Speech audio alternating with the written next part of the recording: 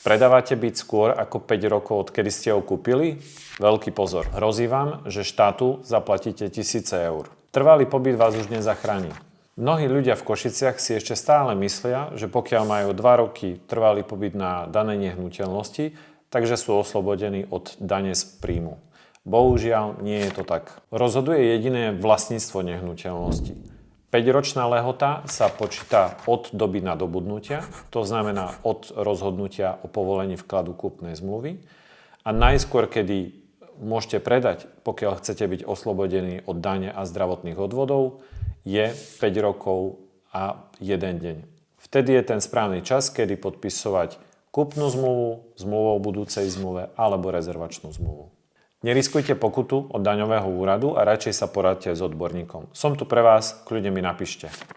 Aká by bola výška nákladov, pokiaľ by ste predali nehnuteľnosť do 5 rokov?